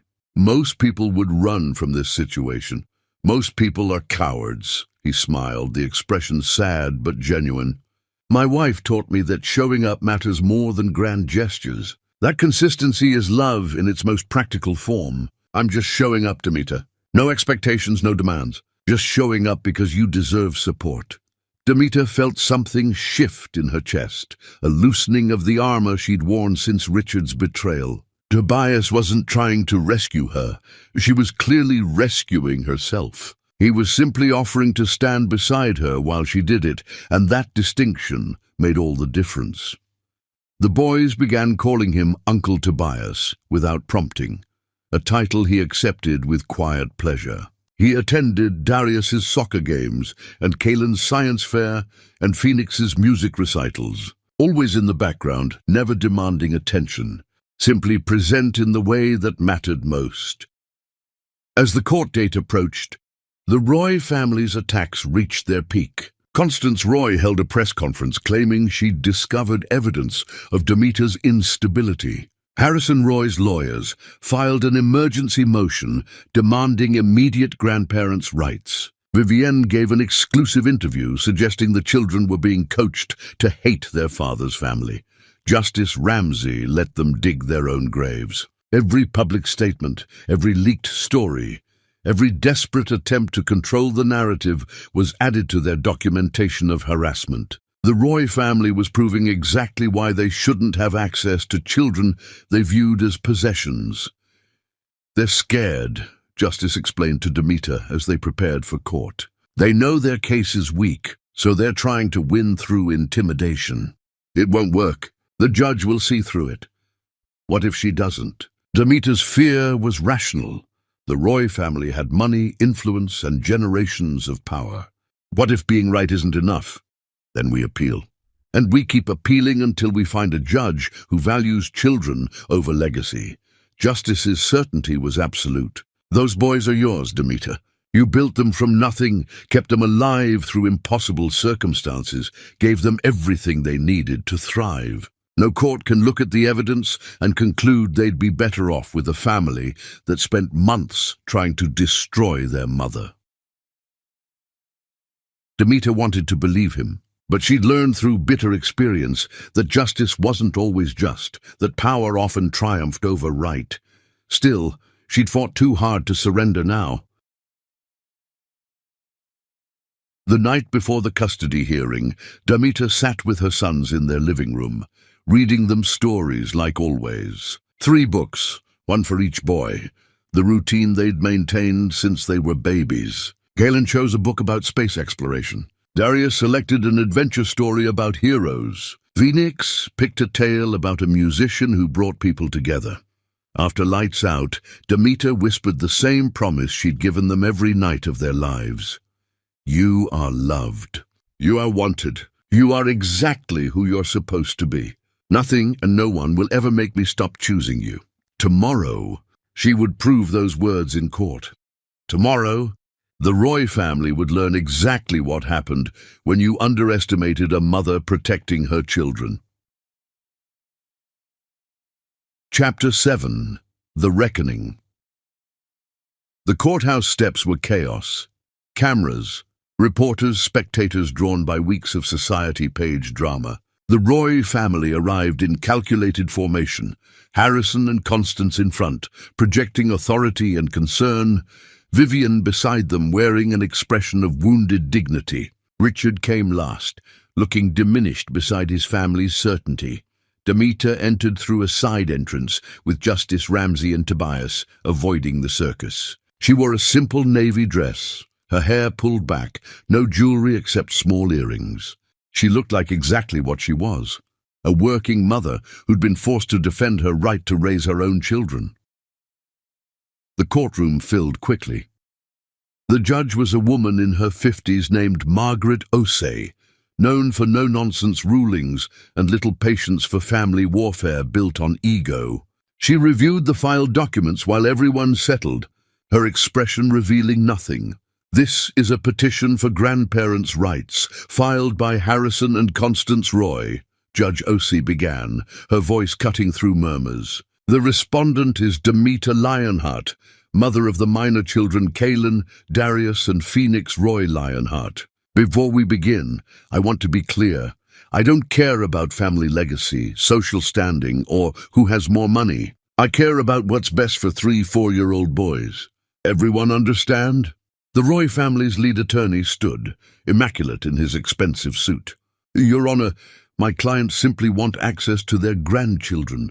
They've been denied any relationship with boys who are their direct descendants." "I asked if you understood my priorities," Judge Osei interrupted. "Not for your opening statement. Sit down." The attorney sat. Justice Ramsey rose when called, his approach methodical. He started with Richard's letter, the one stating he'd never loved Demeter, that their marriage was a mistake, that he was divorcing her on what she'd believed was their anniversary. He submitted it as evidence, reading key passages aloud. "Mr. Roy wrote this letter while his wife was newly pregnant, though neither knew it at the time," Justice explained. "He stated clearly that he never loved her, that he was ending their marriage at his family's insistence. The next documented event is Mrs. Lionheart being rushed to emergency, hemorrhaging from pregnancy complications, where she nearly died." He submitted medical records next. The emergency room forms showing Demeter had arrived bleeding and unconscious. The surgical notes documenting how they'd fought to save her and the triplets. The code blue when her heart had stopped. The 3 days she'd spent unconscious. During this time, Justice continued, Mr. Roy made no attempt to check on his ex-wife's well-being. He was unaware of her medical emergency. The question is why? He produced the letters Demeter had sent in those first months, 3 attempts to reach Richard, explaining she was pregnant with triplets, asking for help with medical bills, inquiring whether he wanted any involvement. All 3 had been returned as undeliverable. Mrs. Lionheart tried to notify the children's biological father, Justice said. Someone ensured those notifications never reached him. We may never prove who intercepted this mail, but the fact remains. Mrs. Lionheart attempted communication that was systematically prevented. The Roy family's attorney objected, claiming the letters could be fabricated. Justice produced postal receipts, tracking information, and testimony from the postal worker who'd returned them despite the address being correct. For 4 years, Justice continued, Mrs. Lionheart raised these boys alone. She worked while pregnant, collapsed from exhaustion, nearly died multiple times. She was homeless briefly. She slept 4 hours a night while working and caring for premature triplets. She built a successful operation from nothing while ensuring her sons never once felt unloved or unwanted. He called witnesses. The emergency room doctor who'd saved Demeter's life testified about the severity of her condition. Octavia Reeves described finding Demeter collapsed at work, 6 months pregnant, and slowly killing herself through exhaustion. Teachers testified about Demeter's complete involvement, every conference attended, every permission slip signed promptly, every school event where she showed up despite managing a demanding schedule. Pediatricians confirmed the boys were healthy, well-adjusted, showing no signs of neglect. These children have never met their biological father, Justice said, his tone sharp now. They don't know the Roy family because the Roy family chose not to be known. Mr. Roy divorced his wife without investigating whether she might be pregnant. He made no attempt at contact for 4 years. The Roy family's attorney called Richard to testify, clearly believing he'd generate sympathy. It backfired spectacularly. Mr. Roy, when did you learn you had children? 3 months ago. I saw them at a museum with their mother. And what was your reaction? I was shocked. I didn't know Demeter was pregnant when I divorced her. Did you attempt to verify whether she might be pregnant before filing for divorce? No, it didn't occur to me. You were married for 2 years, trying to conceive during that time, according to your earlier testimony. Yet it didn't occur to you to verify your wife's condition before divorcing her. Richard had no good answer. Justice cross-examined methodically, walking Richard through every decision that had led to this moment. The divorce initiated on their anniversary, the letter stating he'd never loved his wife, the complete absence of follow-up or concern for her well-being. Mr. Roy, do you know when Mrs. Lionheart nearly died from pregnancy complications? I learned recently. My mother mentioned it years ago, but I didn't think. You knew your ex-wife had some kind of medical emergency and you didn't investigate. I thought it was minor. I didn't realize you didn't care enough to verify. Silence. Mr. Roy, have you met your sons? No, their mother won't allow it. Have you tried to build a relationship with them? I've tried to see them, but she has security that blocks me. You hired a private investigator to surveil your ex-wife and children. You waited outside their school. You attempted to force contact despite clear indication it wasn't wanted. That's not trying to build a relationship, Mr. Roy. That's stalking. Richard's attorney objected, but the damage was done. Richard looked exactly like what he was, a man trying to force his way into lives he'd abandoned, motivated by guilt rather than genuine love. The Roy family called Constance next, clearly hoping her grandmother performance would sway the judge. It was a catastrophic miscalculation. Mrs. Roy, you reduced Mrs. Lionheart's divorce settlement by half. Why? The original settlement was too generous for such a short marriage.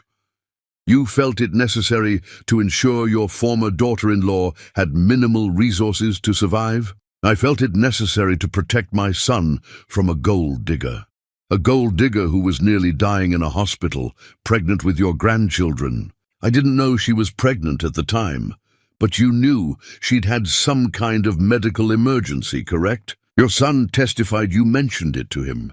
Constance's carefully maintained mask slipped slightly. I may have heard something about a hospitalization.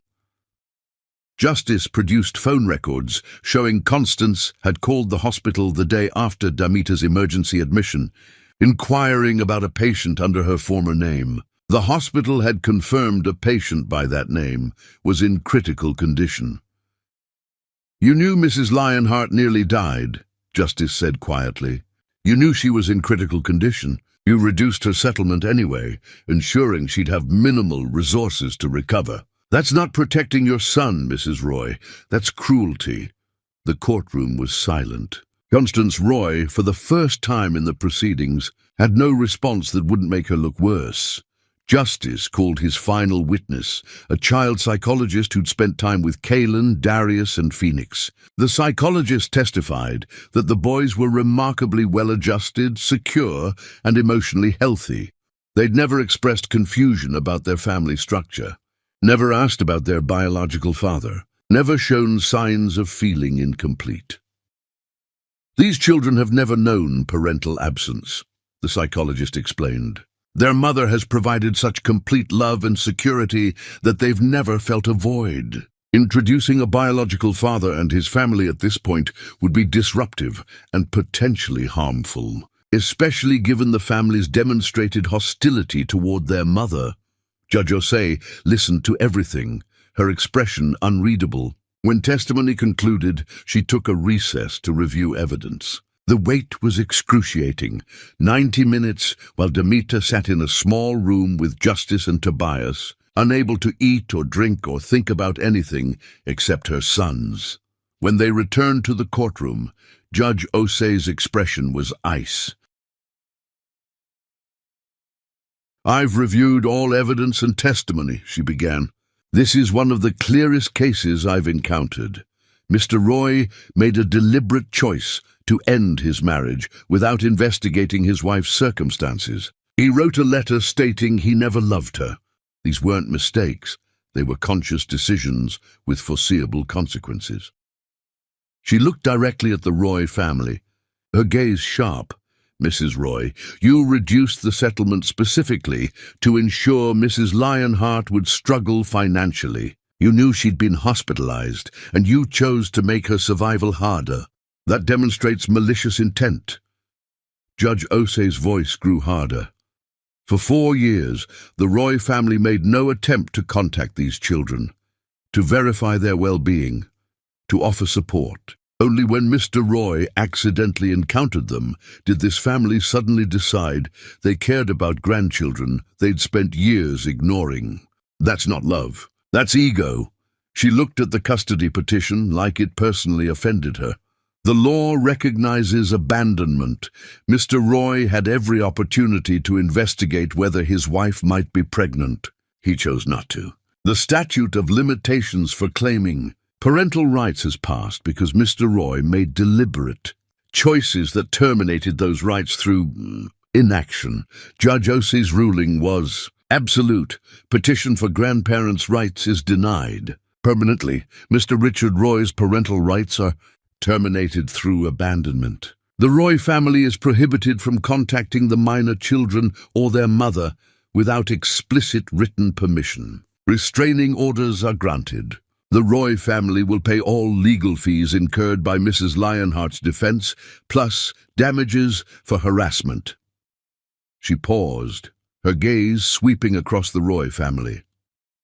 This family made choices, cruel, deliberate choices that destroyed a vulnerable woman and abandoned 3 innocent children. You don't get to repair that damage because you suddenly decided those children might be useful. Get out of my courtroom!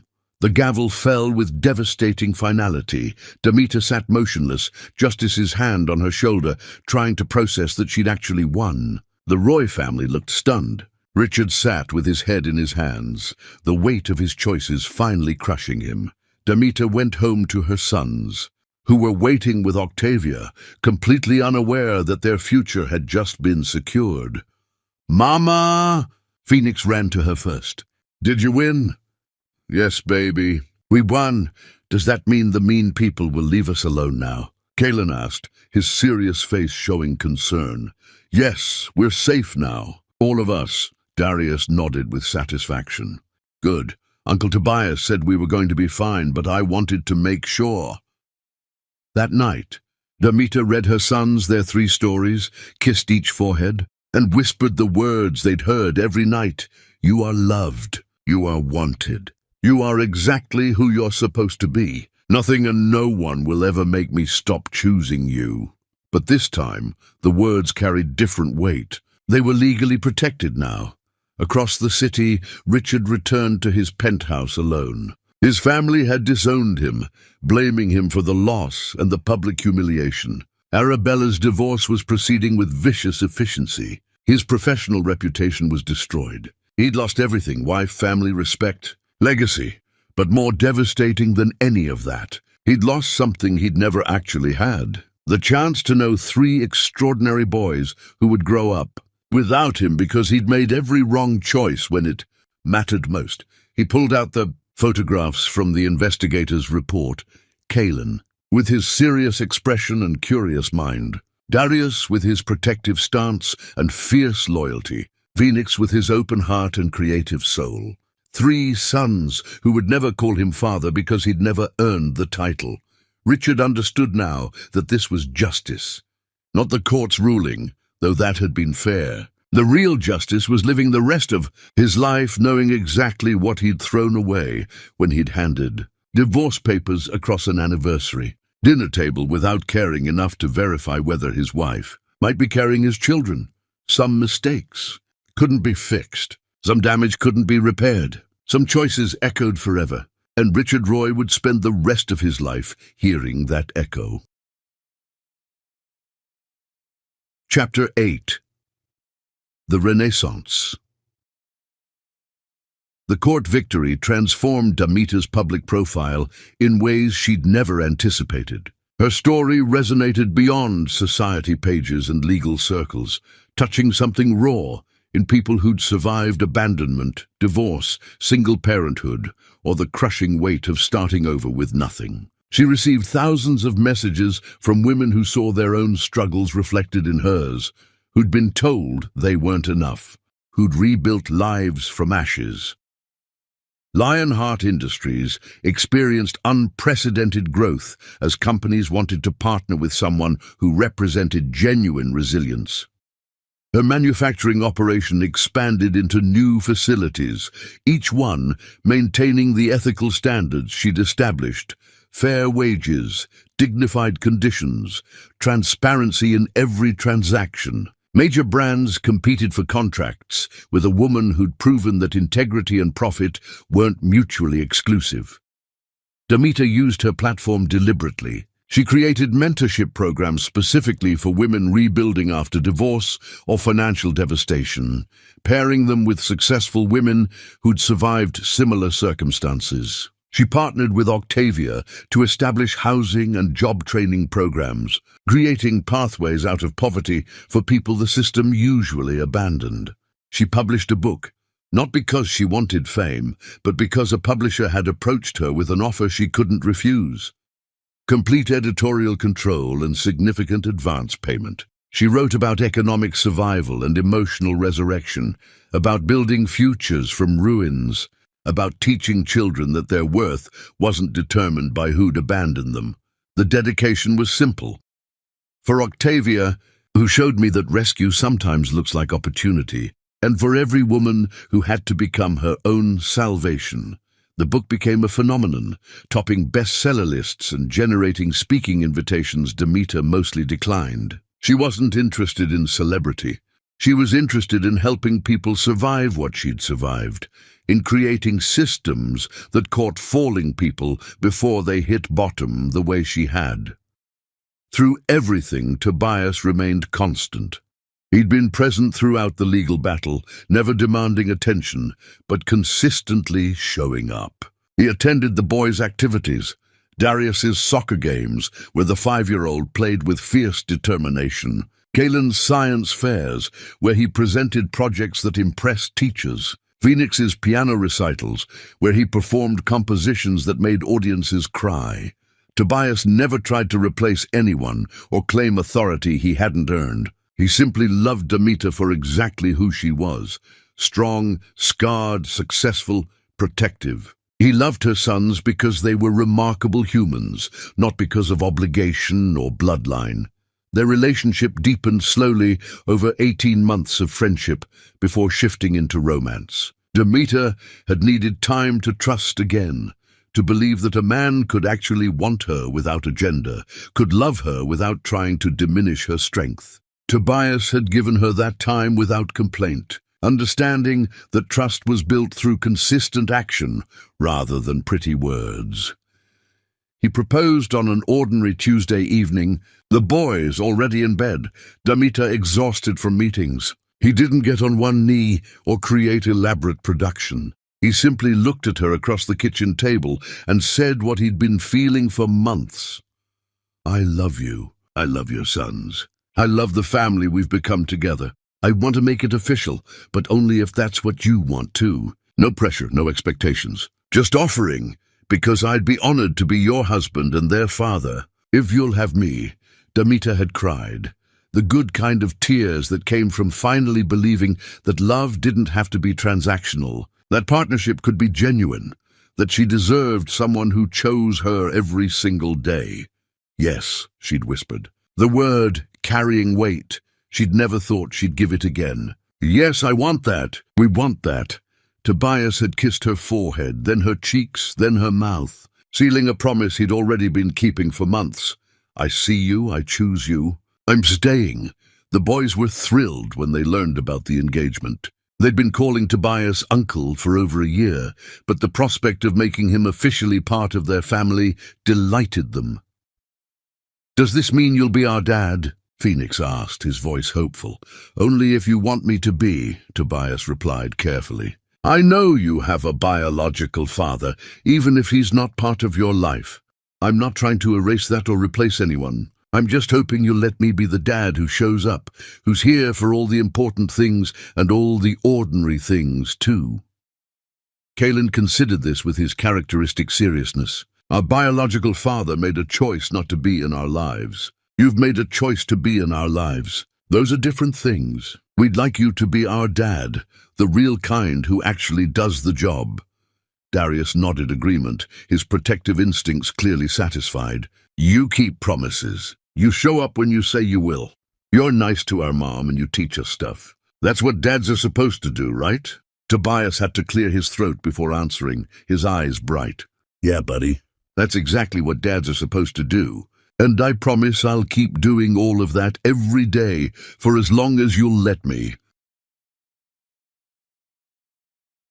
The wedding was planned for autumn, 6 months away, giving them time to create something intimate and meaningful. Demeter wanted the ceremony to focus on family, on the community of people who'd supported her through her darkest moments. Her guest list included the women from her mentorship programs, the teachers who'd advocated for her sons, the people who'd believed in Lionheart Industries when it was just a dream.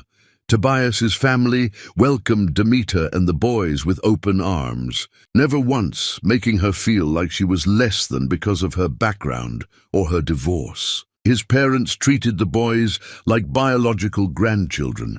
His siblings accepted them into family gatherings without hesitation. The boys helped plan the ceremony with surprising enthusiasm. They wanted to be junior groomsmen, wearing suits they got to help select. They wanted to write a speech thanking Tobias for choosing them. They wanted their Mother's Day to be perfect because she'd made every day of their lives feel special. 6 months before the wedding, Richard's world imploded in a way that made previous devastation look mild. His mother suffered a massive stroke, the kind that reshaped bodies and minds, leaving her paralyzed and struggling to speak. Richard went to the hospital despite everything, unable to completely sever the connection to a woman who'd shaped him, even if that shaping had been toxic. He found Constance in a private room, her right side useless, her speech slurred, her eyes showing terror he'd never seen before. She was facing mortality, and it had shattered the certainty she'd worn like armor. A priest sat beside her bed. Constance had requested last rites, convinced she was dying. The priest looked uncomfortable as Richard entered, like he knew something Richard didn't. "She wants to tell you something," the priest said quietly. "She asked me to witness it." Constance's left hand trembled as she gestured Richard closer. Her words came slowly, each syllable a struggle, tears streaming down the working side of her face. "I destroyed your marriage deliberately." Richard's blood went cold. "What?" "Letters," Constance forced out. "From Demeter after divorce. 3 letters." The priest handed Richard a folder he'd been holding. Inside were copies of letters in Demeter's handwriting, addressed to Richard at their former home address. Letters that had been marked returned to sender but never actually returned. Richard's hands shook as he read them. The first explained she was pregnant with triplets, that she'd nearly died from complications, that she was terrified and alone. She asked if Richard wanted any involvement before she made permanent decisions. The second letter detailed her medical bills, begged for help just to survive, promised she'd never ask for anything more if he'd just help her through this crisis. The third letter, written 3 months after the divorce, asked one final time if Richard wanted to be part of his children's lives before she accepted that he didn't.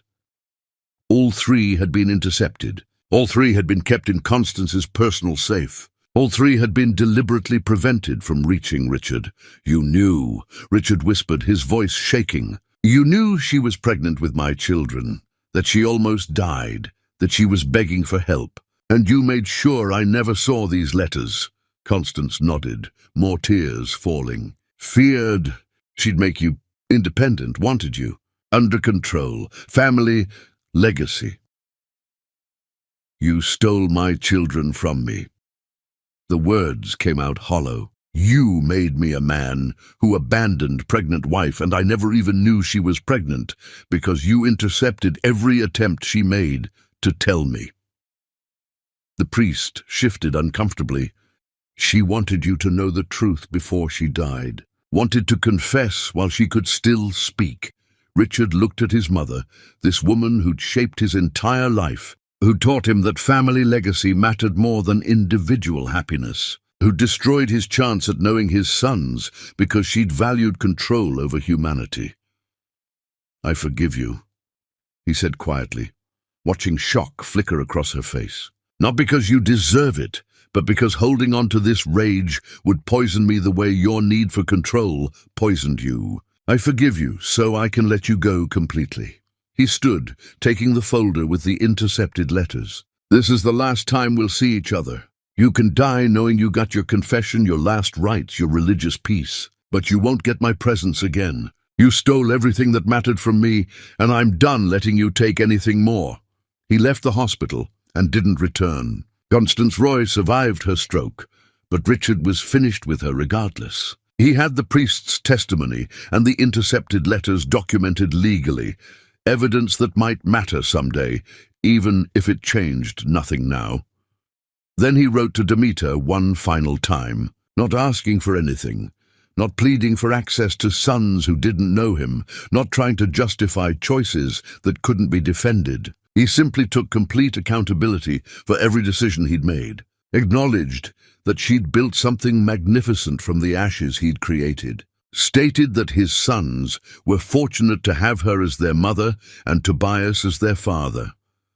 He included the legal documentation of his mother's confession and copies of the intercepted letters, giving Demeter the truth she'd deserved 4 years ago. He told her she owed him nothing, not even acknowledgement of this letter, but that she deserved to know her. Attempts to reach him had been real and had been sabotaged. The letter was delivered to Lionheart Industries on a Monday morning. Chapter 9. The Revelation. Demeter opened the envelope between meetings, expecting another legal notice or correspondence. Instead, she found Richard's handwriting and documentation that reorganized her understanding of the past.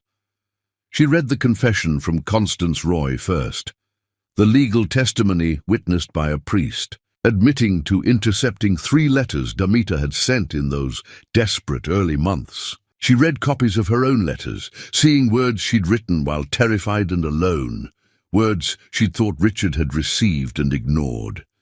The validation hit differently than she'd expected.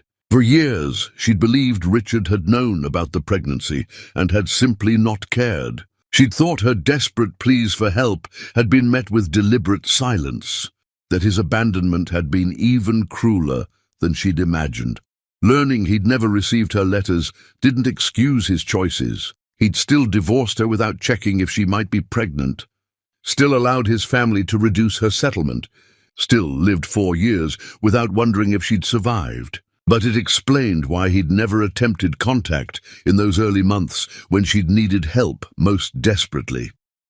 Someone else had stolen that opportunity from both of them. Constance Roy had decided to play God with other people's lives, and the consequences had rippled through years, destroying relationships and nearly killing Demeter in the process. Demeter read Richard's final letter, noting that he didn't ask for forgiveness or access to his sons. He simply took accountability without excuses, acknowledged the life she'd built, admitted that Kaelin, Darius, and Phoenix were better off with the family they had. The letter felt like closure she hadn't realized she needed. Not because it changed anything. Richard was still the man who'd handed her divorce papers on their anniversary, still the father who'd been absent for every moment of his sons' lives. But knowing the full truth mattered, knowing she'd tried to include him, that her attempts had been sabotaged, settled something in her chest.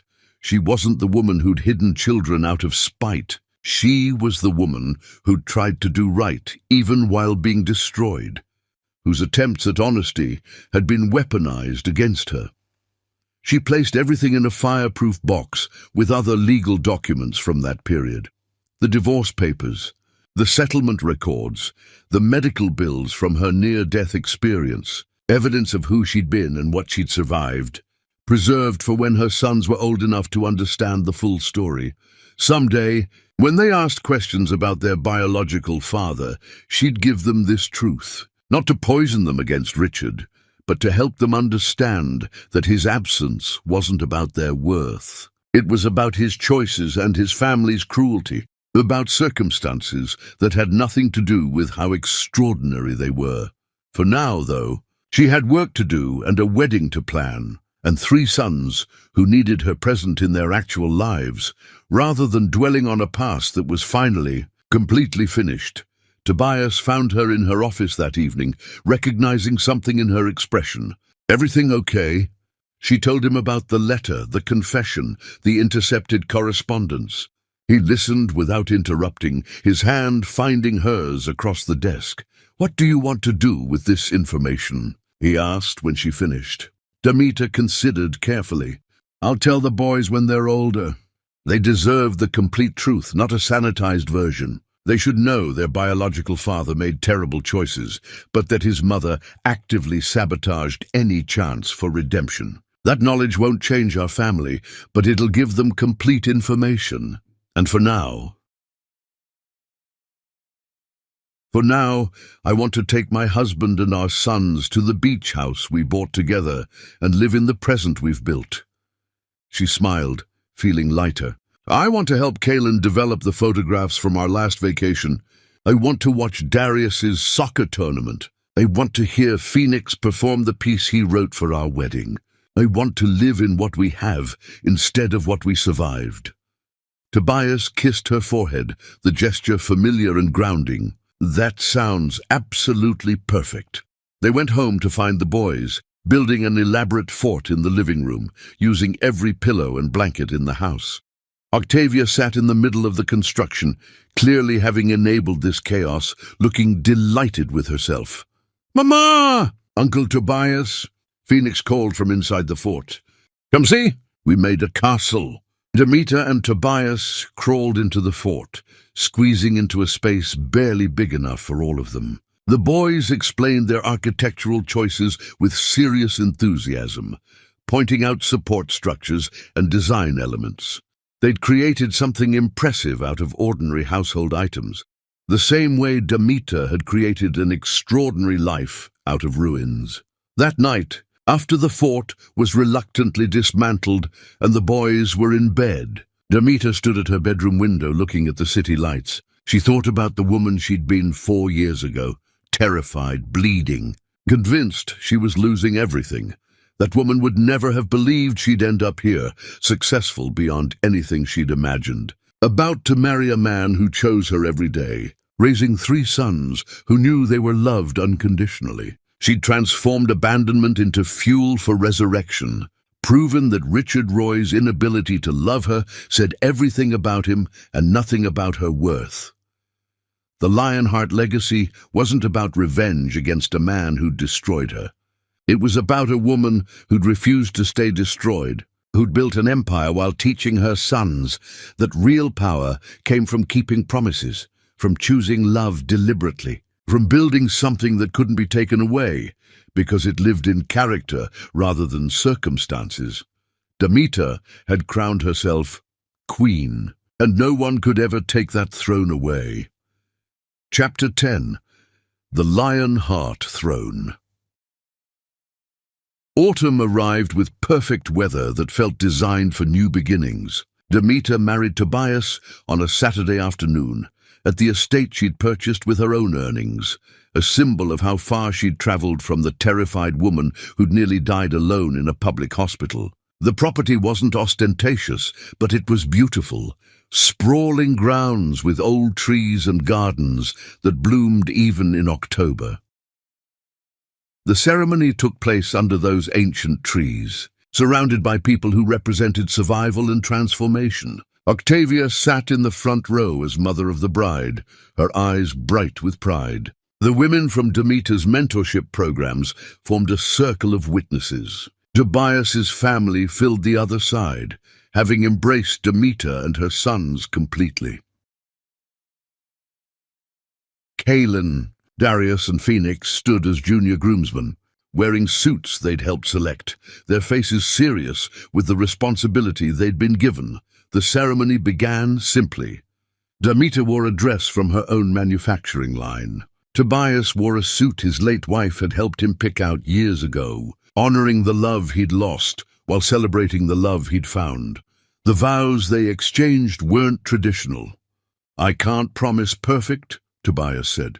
I can't promise we'll never struggle, but I can promise I'll show up every single day. I can promise I'll choose you and these boys deliberately. My love isn't conditional. It's based on seeing exactly who you are and deciding that's more than enough. Demeter's vows came from deep.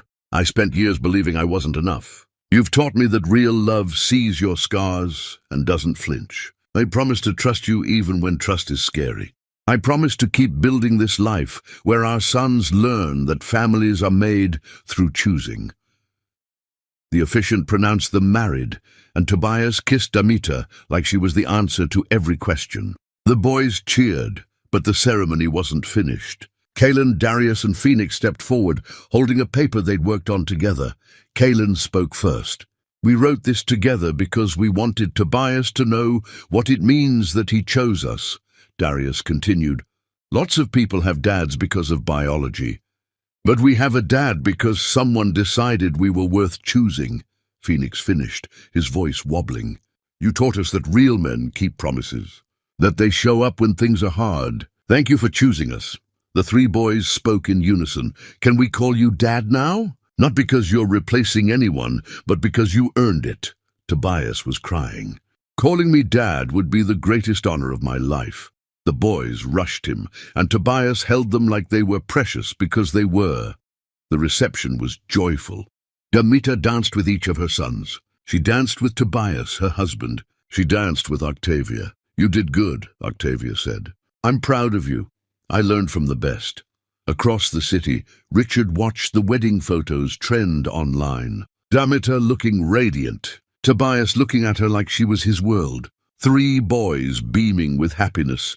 Richard began dismantling his own life and rebuilding it into something that might have meaning. He stepped down from Roy Telecommunications, transferring his ownership into a trust benefiting organizations that supported single mothers. He moved into a modest apartment. He volunteered helping divorced fathers avoid his mistakes. He wrote letters to Kaylin, Darius, and Phoenix that he never sent. His transformation was genuine, but changed nothing. Some mistakes were permanent. Meanwhile, Demeter lived in the future she'd built. She and Tobias took the boys to their beach house. They built sandcastles, Darius directing the engineering, while Kaylin documented everything and Phoenix arranged shells in patterns. On their last evening, Demeter stood watching her family work on an elaborate sand sculpture. The sun was setting gold over the water. Kaylin walked over, sand covering his legs. Are you happy, Mama? Yes, baby. I'm very happy. Good, he adjusted his glasses. Dad says happiness is something you build. I think you're really good at building things. Demeter pulled him close. We built this together, sweetheart. You and your brothers and me. We built something nobody can take away. I like what we built. Me too. He ran back to join his brothers and Tobias. Demeter stood watching them, understanding that this was victory, not the court case or the business. This, her family playing in the sand, secure in their love. This was what she'd been fighting for. The Lionheart legacy was never about defeating Richard Roy. It was about teaching her sons that real power came from integrity, from showing up, from building lives rooted in love. She'd taken abandonment and transformed it into resurrection. She'd crowned herself queen and built a kingdom where her children would never doubt they mattered. Tobias called to her. Demeter walked down to join her family, her bare feet leaving impressions the tide would eventually erase. But the kingdom she'd built, the one that lived in her sons' certainty that they were loved, in Tobias's daily choosing, in her own refusal to let cruelty define her, that kingdom was permanent. She'd survived. More than survived, she'd thrived. That was the Lionheart legacy, not revenge, not bitterness, just love. Chosen deliberately, built intentionally, protected fiercely. Just a woman who'd refused to stay destroyed, and the family she'd built from the ruins.